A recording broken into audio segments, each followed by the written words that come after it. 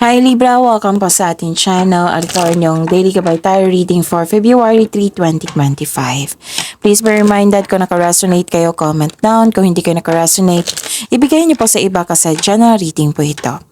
This is for you Libra ngayong February 3, 2025.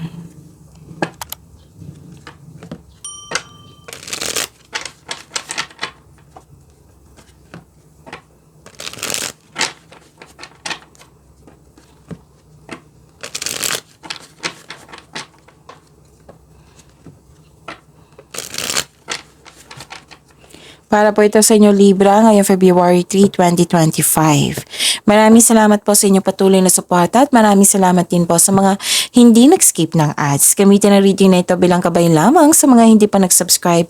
Subscribe na po kayo at click bell notification para malaman nyo na may bago tayong video. Para sa mga gustong magpa-reading po, may lumabas dyan sa screen nyo ngayon. Panoorin nyo po at sundin ng instruction. Spirits Guide, mga ganap po para kay Libra ngayong February 3, 2025. I need 3 cards po.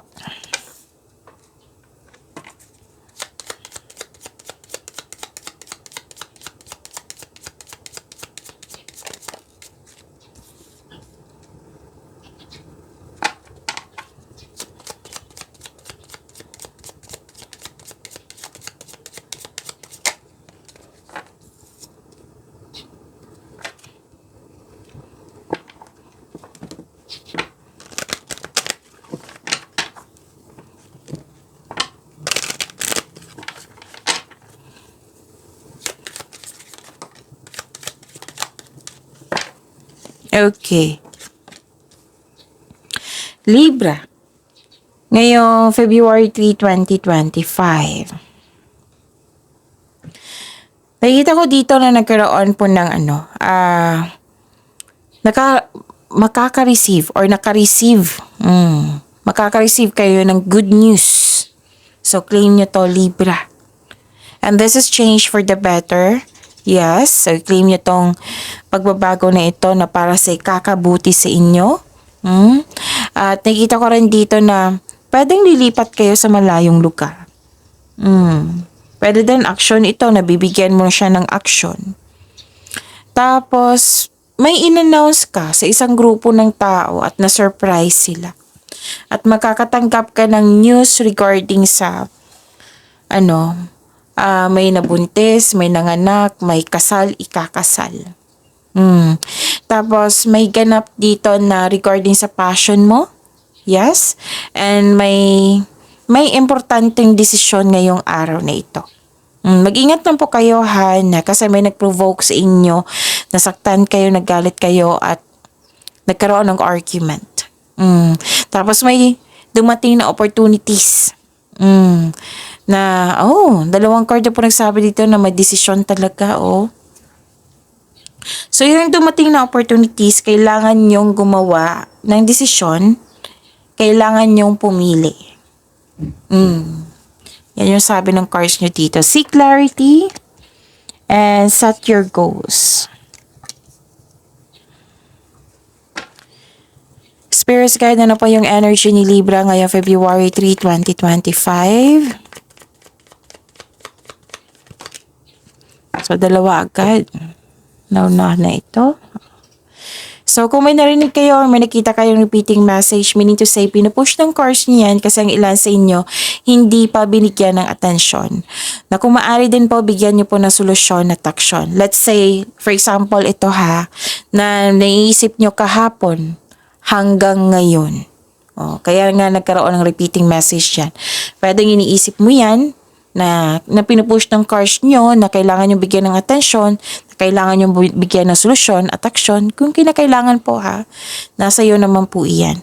So remember Libra, at the end of the day, alam mo na ikaw lang taong may kakayahan at responsable na gumawa na sarili mong katotohanan at kinabukasan. So Libra, by the way, baka hindi nyo pa napanood, may February Monthly Gabay Tarot Reading tayo, February 2025. Tatlo po iyan. Nagsimula ng January 28, 29, and 30. Hanapin nyo pa sa channel natin. Panoorin nyo pa kung gusto nyo pa. Okay? So, ano yung energy ni Libra. Nakikita ko dito, you are very inspired. Inspired din na action kayo, oh. Kaya nga may sinabi ako dito na movement eh. Oh, 'di ba? So this is a movement, this is movement also. You are very inspired ngayon. Bibigyan mo na ng aksyon. Nagkaroon ng momentum, nagkaroon ng direction. You are focused, nagkaroon ng determination, concentration, perseverance. Oo. You should have a clear intention, focus, and a plan for action. Sabi po ng card.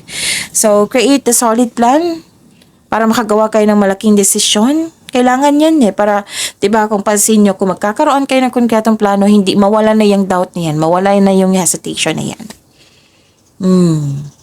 Kaya nga yung advisable talaga na konkretong plano. Para sigurado, magiging confident ka niyan eh. So, listen to your intuition to guide you towards the next action. Sa mga bago dito na hindi pa alam kung paano mag-connect sa intuition, i-search po sa Google on how to connect to your intuition kasi maraming paraan po iyan. So, you have success in the face of difficulty. Umuwi ka ng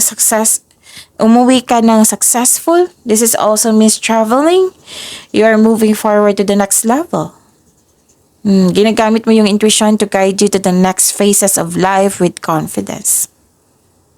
Kailangan mo lang mag-focus dito. Comes with determination, with clear intention. Para magtagumpay ito.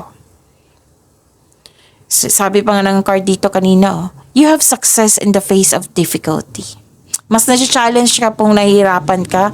Mas na-challenge ka yung anong tawag nito? Mas magiging matagumpay ka. Yung na-challenge ka na ma-achieve mo talaga yung success. Yun. Pag may challenge. Okay? So, sana nakuha nyo yung ibig kong itumbok. Okay. So, yun. Libra. May dito. May naramdaman kang selos or insecure.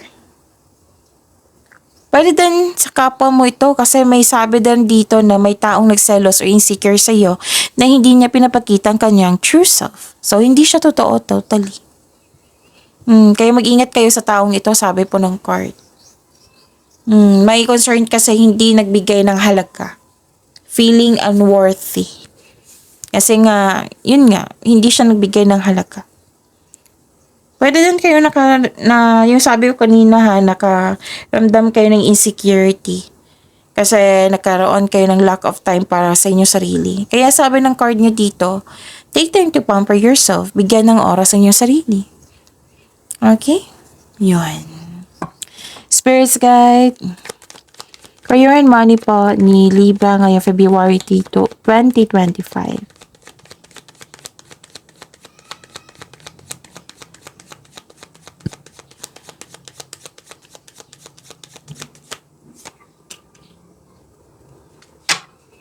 And the clarification of this card po.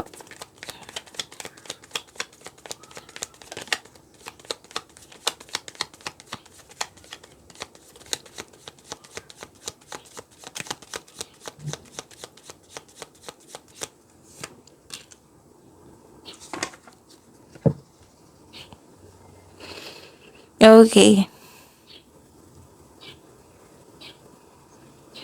Sa career and money nyo, expect na magiging busy kayo ngayon. Pwede busy sa kakaisip kasi gagawa kayo ng plano at desisyon. Pwede din, busy kayo sa mga ginagawa dyan. Wow, granted yung manifestation mo. Granted yung manifestation nyo po. May parating na blessings. This is to remind you that this coming opportunity will be used for clear intention po. You're a very talented person. Lahat gagawin para makuha ang gusto. So, with the divine assistance, all things are possible. Okay? So, you can make your imagination real. So, use your inherent skills to create opportunity. Kung may bala ka mag-start ng business, now is the time. So, know your worth when negotiating for a raise or contract. Yes, may nakita ko dito na may negosyasyon regarding sa raise ng allowance, sweldo, kita. May signing of contract ako nakikita dito. Yes. Okay? Wow. So, claim this. Ang ganda po. Nakikita ko talaga dito yung confidence mo. Dalawang card na nagsabi niyan na eh. You have the power. Sobrang inspired. Gamit na gamit yung skills mo ngayon. Kung may pagbabago ng nakaraan, na-adapt mo na ngayon. Okay? Yan. Please know that you are divinely guided. So, Libra. Nakita ko dito na nagkaroon po ng nagbigay ka ng mahabang pasensya dito ng dahil sa delay. Delay sa paggawa ng aksyon kasi may hesitation. Delay sa paggawa ng desisyon kasi may tutol. Pwede din delay sa hinihintay nyo. May matigas din ng ulo na ayaw makinig. May concern kayo sa ganyang tao. May humingi ng attention sa inyo dito, Libra. So, pay attention. Okay? Baka ayaw makinig ng taong ito kasi gusto niyong humingi ng attention sa iyo. So, think about it. So, this card asks you to not surrender. Huwag kayong susuko kaano man kahirap ang mga pagsubok. Okay? Ano ba? Spirits guide. Love life, self-love, partnership, and romance ni Libra ngayong February 3, 2025. Para po kay Libra. And the clarification of this card po.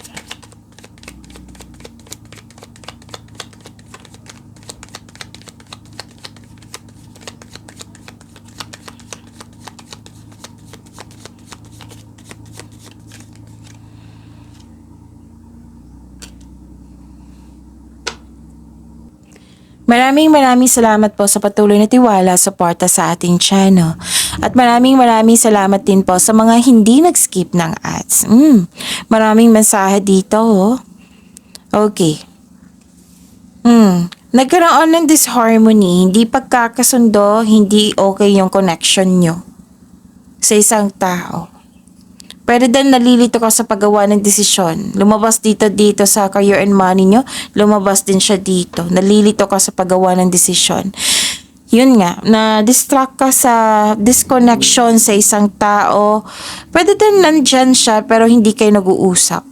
Yun. Yung nag-uusap kayo pero there's something empty. Okay? Na hindi talaga balance yung connection. Pwede din na may concern ka sa isang tao, pwedeng sa partner nyo to, pwede sa ibang tao, na may concern kayo na naging dependent na siya sa iyo.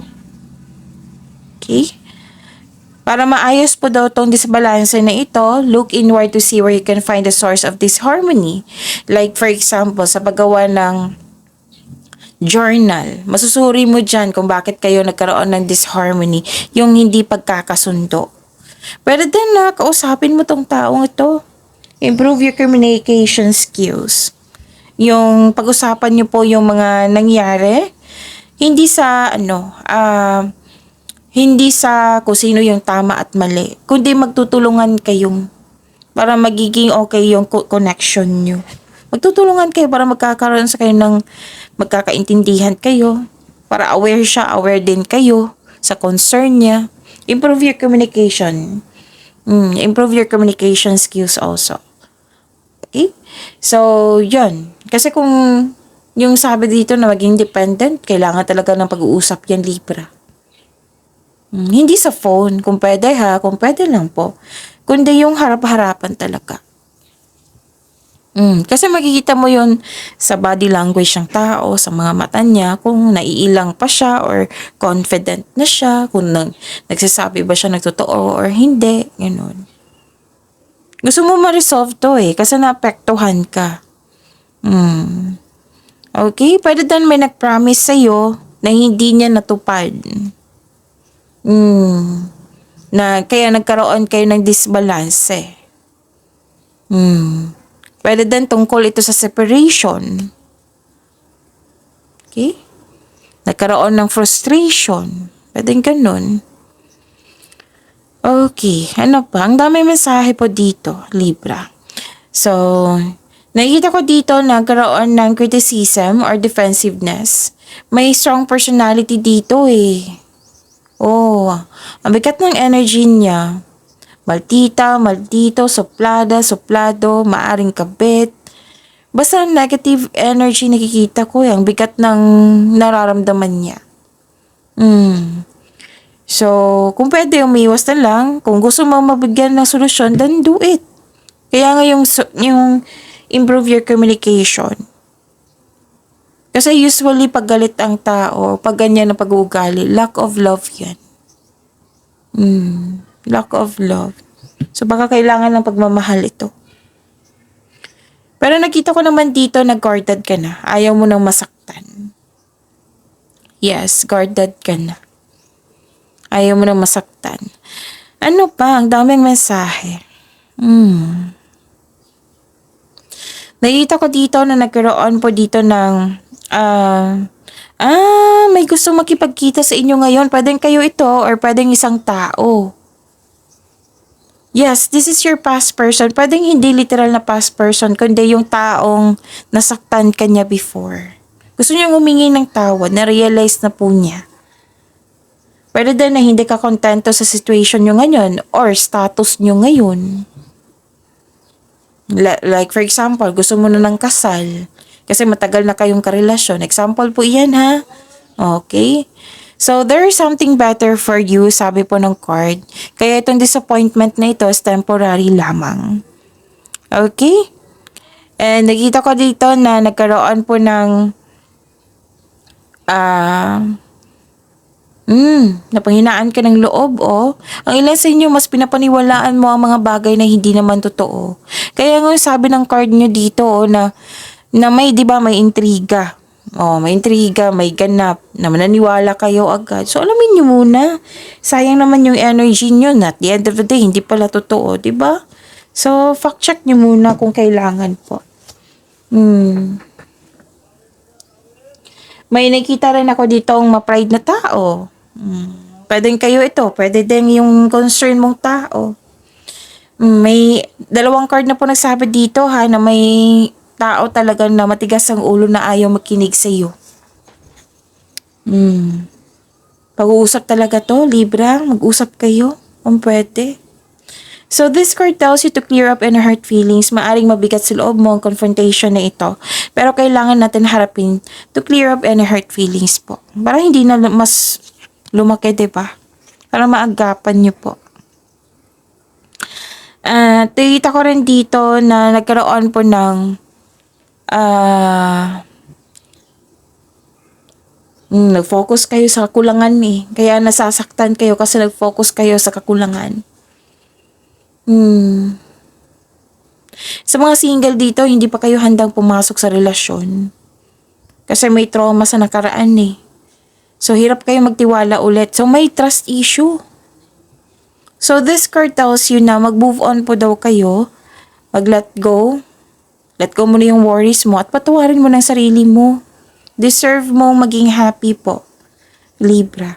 Para sa mga relasyon sa buhay mag-asawa, isa sa inyo hindi naka-move on kasi naging toxic, may nangyari na hindi mo nagustuhan, naubusan ka ng pag-asa. It might be paulit-ulit na lang tong problema na ito. Siguro may nasabing hindi maganda ang kasamahan mo dyan na nagdulot ito ng trauma. So, kailangan yung mag-usap ng may hinahon. Kailangan nyo mag-usap ng mahinahon. Open up yourself na ito ang daing nyo. Maggawa kayo ng adjustment para magkasundo kayo. So, give up your worries. Focus kayo sa mind healing instead of suffering. Okay? Hindi nyo deserve mag-suffer po. So, gawa kayo ng paraan para magkaroon ng healing. Okay? Ano pa? Ang daming mensahe sa love life. Sa sarili, sa love life. Okay. Yun nga, yung sabi ko kanina. So, this is a repeating message kasi may naulit po daw kayong, yung paulit-ulit na lang na problema na nag-cause ng trauma sa inyo. Na ang ilan sa inyo hindi nyo binigyan ng attention kasi ayaw nyo ng problema, ayaw nyo ng storbo, ayaw nyo. Kasi trauma naintindihan ko naman Libra. Pero sabi po ng card nyo po dito para mabigyan na ito ng solusyon, make change po. Bigyan ng attention, hanapan ng solusyon. So, pag-imani niyo po yung blessings sa binigay sa inyo, Libra. See you tomorrow. Please like, subscribe, and click the button for notification para updated po kayo sa daily tarot reading natin. Maraming salamat po.